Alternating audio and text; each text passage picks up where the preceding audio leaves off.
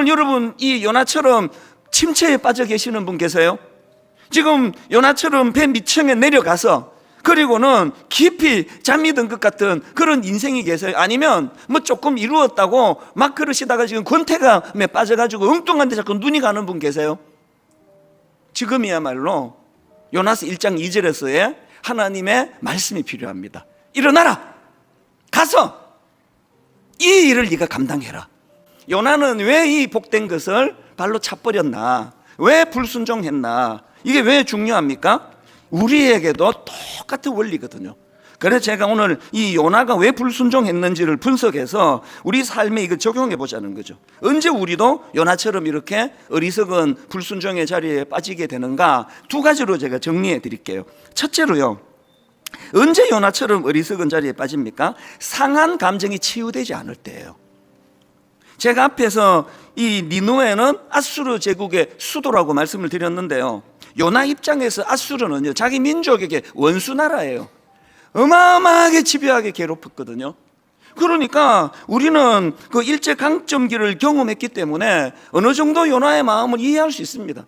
우리가 1945년도에 해방이 됐잖아요. 지금 거의 뭐 80년, 90년 지났는데요, 가까이 지났는데 지금도 일본에 대한 감정은 여전히 안 좋아요. 여자분들이 뭐 야구 룰도 모르는데요, 한일전 한다 그러면 봐요. 룰도 모르는데 일본은 이겨야 돼. 그러면 보시는 거 아닙니까? 그 감정이 오래 남아있는 게 이게 민족 감정이라면 요나가 이해가 되죠. 요나는 자기 나라를 그렇게 집요하게 괴롭히는 그 원수 나라가 하나님이 심판을 받아야 옳다고 생각하는데 하나님이 그들을 용서해 주시겠다고, 그들을 부흥시켜 주시겠다 그러니까 용납이 잘 안 되는 거예요. 그래서 여러분, 우리가 심정적으로 요나가 이해가 되지만 그러나 여기서 무서운 진리가 하나 있습니다. 요나 내면에 그 아수르를 향한 용서하지 못하는 상한 감정이 그 아수르를 망하게 하는 게 아니라 요나 자신을 침체로 빠뜨리더라는 거예요. 이후에 살펴보겠지만 요나의 이 용서하지 못하는 그 마음이, 상한 감정이 요나를 얼마나 괴로운 자리로 빠뜨리느냐고요. 그래서 여러분, 용서는요, 상대방을 위해서도 애를 써야 되지만 용서는 자기 자신을 위해서 하는 거예요. 제가 개척하고 지금까지 정말 눈물로 기도하는 게, 하나님, 성도가 점점 많아지지만, 이제 옛날에 일만 성도 파송도 하기 전에 성도가 막 점점 많아지지만, 하나님, 분당 우리 교회 성도들 중에 제가 한 명도 미워하는 사람이 없게 해달라고 그렇게 절박하게 기도했습니다. 왜 그렇게 기도했는지 아시죠? 제가요, 이 중에 누구 딱 한 사람만 미워하면은요, 마귀는 여기에다가 둥지를 터요. 그래갖고 말씀이 전해지겠냐고요. 그래서 절박하게 기도하는 거죠. 그리고 도저히 용서가 잘 안 되는 이런 경우들은요, 하나님 임시 조치로 그 사람은 내 마음에서 좀 내보내달라고 기도해요. 아니, 이게 한 구절 묵상하고 이 성경을 묵상하는데 여러분 참 이상하잖아요. 저도 그렇고 계속 그 미운 사람을 묵상하잖아요. 시냇가에 심은 나무와 같이 그 김 집사를 계속 묵상하면서 점점 마음에 그분을 향한 분노가 많아지는 거예요. 이건 부부도 똑같더라고요. 그 남편이 그냥 출근하면서 뭐 한마디 툭 던지고 엄청 마음을 그 상처 주는 말을 한마디 던지고 유유히 그 남편 사라지고 나면 남편 올 때까지 그 말을 묵상하잖아요. 계속 그 말을 묵상하면서 어떻게 복수하지 이러면서 퇴근하자마자 또 그 시끄러워지는 거 아닙니까? 여러분, 용서는요, 상대방을 위한 거기도 하지만 내 영혼을 위한 거예요.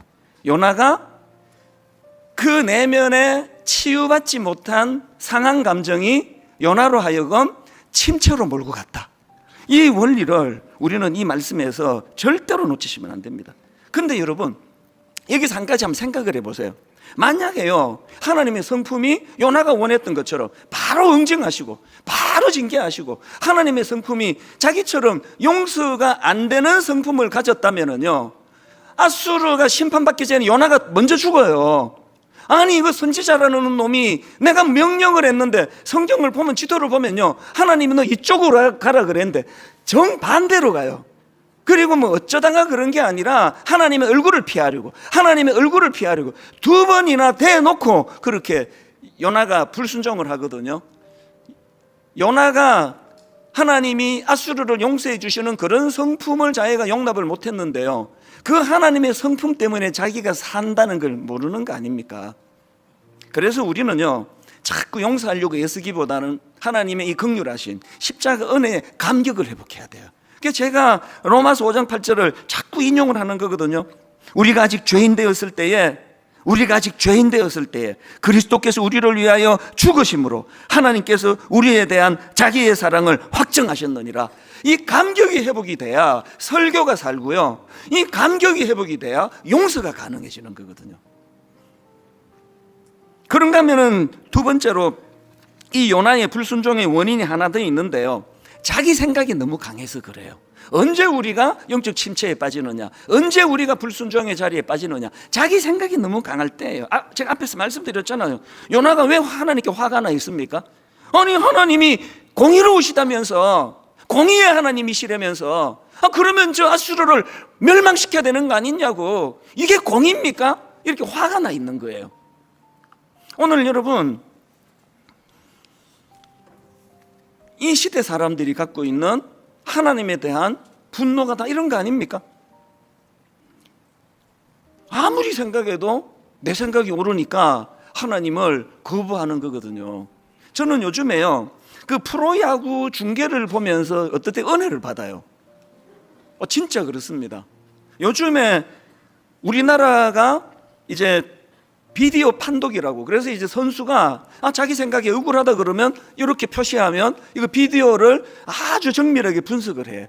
그래서 이 선수들이 이제 억울함을 풀어주는데, 제가 가만히 보니까요, 완전 프로 중에 프로라는 심판인데요, 판정을 잘못할 때가 생각보다 많더라고요.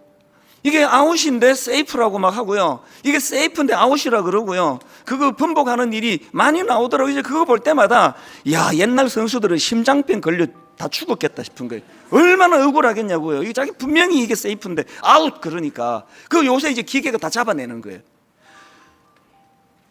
인간은요, 아무리 코앞에서 이거는 내가 틀릴 수 없다, 이건 분명히 아웃이다 해도 잘못 판정할 수 있는 게 그게 인간이에요. 그리고 또 재밌는 게 하나 더 있는데요, 지금 우리나라 프로야구는 그 스트라이크 아웃 이 판정을 인공지능이 하는 거 아십니까? 그래서 그 심판은 키에다가 리시버를 꽂고요, 인공지능이 가르쳐 주는 대로 하는 거예요. 이걸 이제 직통 계시라 그럽니다. 바로바로 이제 말씀을 주세요. 그래서 제가 그 심판을 볼 때마다 주께서 설교를 이렇게 제가 지금 리시버 꽂고 주시는 대로 계속 설교하면 주중이 좀 편할 텐데 그런 생각을 해요. 인공지능이요, 가르쳐 줘요. 그래서 이거는 아웃, 이거는 세이프 그러는데요, 제가 아주 흥미롭게 보는 게 뭐냐면, 옛날에 그 사람 심판이 이 스트라이크 아웃 세이프를 할 때는 선수들 항의가 종종 있었거든요. 막 열받아가지고 막 야구 방망이 막 집어 던지는 사람 막 헬멧 집어 던지고 이랬는데요, 인공지능이 심판 보고 나서 선수들 항의가 한 건도 없습니다. 참 그 아이러니한 거 아닙니까? 모든 선수들이 인공지능을 신뢰하는 거예요. 그래서 제가 깨달은 게 있죠. 우리가 어떤 사람을 우리가 신뢰한다고 한다면 그 승복이 가능한 거구나. 그리고 내가 누구의 말에 승복한다면 그 사람을 신뢰하는 거구나. 제가 옥하는 목사님 밑에서 10년간 그 사역했다고 말씀드렸는데요, 제가 목사님과 사역하는 동안에 기록이 하나 있습니다. 제 마음의 기록이 있는데요, 저는요 10년 동안에 옥하는 목사님이, 담임 목사님이 제게 뭘 시키실 때 단 한 번도 거절한 적이 없습니다. 심지어는요, 기도해 보겠습니다 이런 말도 그 적석에서 yes sir, yes sir, yes sir 이거였어요. 진짜 저 기도해 보겠습니다라는 답을 드린 적도 없습니다. 왜? 아니, 목사님이 다 기도하시고 나한테 시키실 텐데 뭘 내가 또 기도해. 무조건 시키는 대로 했거든요. 그게 분당 우리 교회를 나은 거 아닙니까? 2001년 10월 달에 갑자기 부르시더니 너 내년에 개척해라. 아니, 내년이라 짜지 2달밖에 안 남았는데, 저는 어른 목회를 해본 적이 없는데 중등부만 하고 고등부만 했는데, 제가 그때요, 목사님 저 내년에 개척 못합니다라고 답할 수 있는 이유를 대라면 10가지도 넘어요. 그래서 너무 당황이 된 게 사실이에요. 그러나 저는 순종했습니다. 왜? 목사님이 기도하시고 뭔가 받으셨나 보다. 그래서 막 너무너무 떨리고 두려웠지만, 그리고는 분당 우리를 개척을 했더니 옥하는 목사님 말씀이 옳으신 거였더라고요. 이게 신뢰예요. 신뢰에서 승복이 나오더라고요. 무슨 말씀을 드리고 싶습니까? 하나님을 향한 승복은요, 신뢰에서 나와요. 저희 아버지가 금식 기도하다가 돌아가셔서 도저히 이거는 승복할 수 없는 그런 상황에도 저희 어머니는 하나님을 신뢰했기 때문에 내가 알 수 없는 깊은 뜻이 있으실 거야. 그래서 승복을 하고 아들이 네가 아버지 뒤리려 목사가 되라 이럴 수 있는 거 아닙니까? 그러니까 저희 어머니는 99세를 사시기까지 평온한 거예요. 시편 131편, 저때 나이가 엄마 품에 있는 것처럼 어떤 상황에서도 그 평온이 유지되는 게 그게 제가 지켜본 저희 어머니의 삶이었다니까요. 여러분 어떠세요? 예수는 믿는데 하나님께 승복은 안 해. 맨날 시험에 드는 거죠. 뭐 맨날 시험에 드는 거예요. 왜? 승복이 안 되니까. 왜 일을 이렇게 하시느냐고. 승복이 안 되는 건 신뢰가 안 돼서 그래요. 제가 겨우 이제 그 우리나라 나이로 29살에 우리 형님 집 잡혀가지고 그거 담보로 은행 융자 얻고 우리 누님, 우리 누나 세 분이 참 눈물의 누나들이에요. 미국에서 갯돈 1번, 2번 타가지고 저한테 그거 선물로 주신 분들이에요.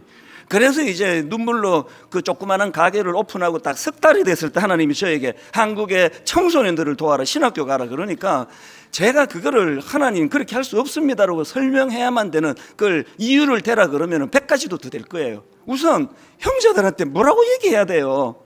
억지로 그렇게 투자해가지고 가게 차려줬더니 석 달 만에 나 한국 가겠다고, 한국에서 목사하겠다고. 아마 우리 뭐 누나들이 그 얘기를 들으면 어떻게 할까 막 이게 입이 안 떨어지는 거예요. 하여튼 내 이럴 줄 알았다 내가 뭐 이렇게 말할 것 같아가지고 그렇게 말했는지 안 했는지 기억은 안 나요. 한국에 나가는데요, 네 한국에 얼마 있다가 돌아오는지 보자 라고 말한 분이 세 분 중에 한 명 있어요. 공개는 안 하지만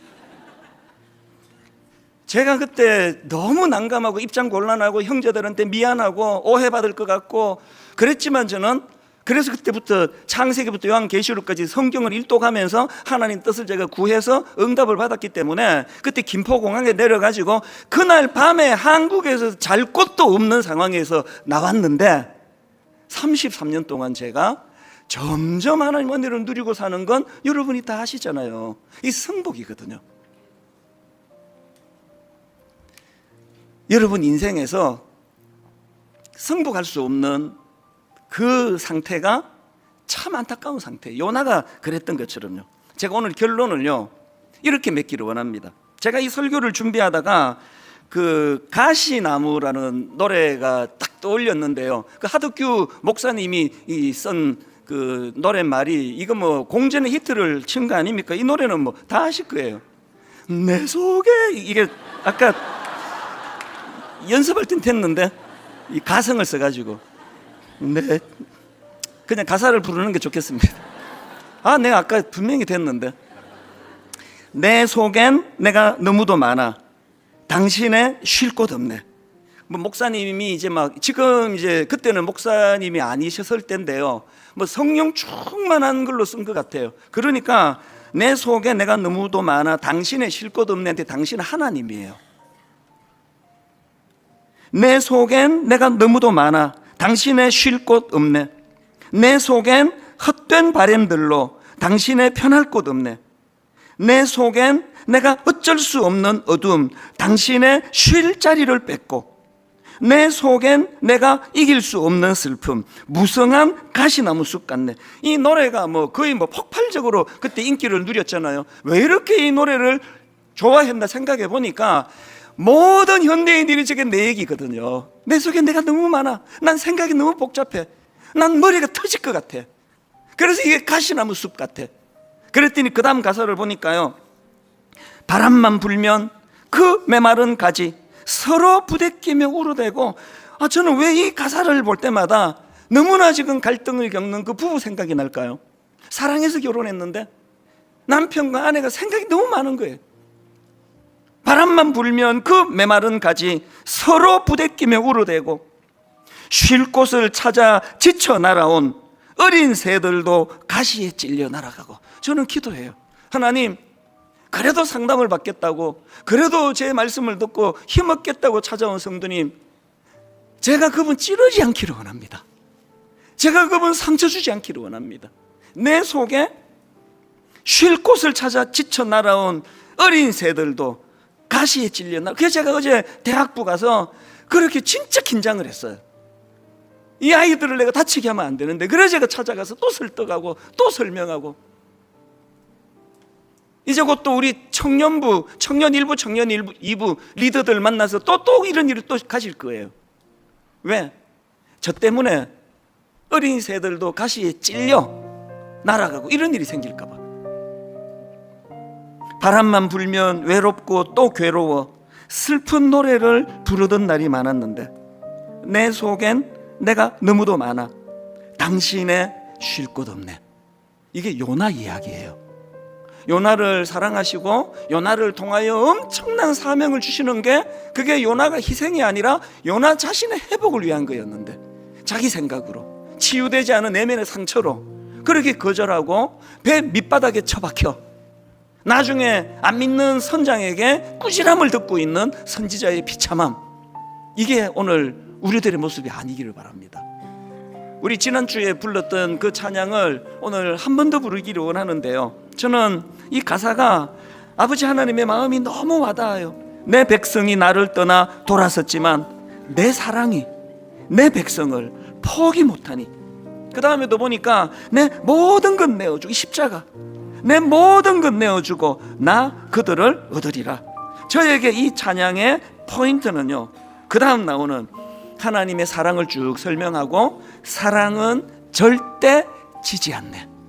하나님의 사랑은 절대 지지 않기 때문에 제가 오늘 이 자리에 서 있고요, 여러분이 또 여기 와서 힘을 얻으시는 거예요.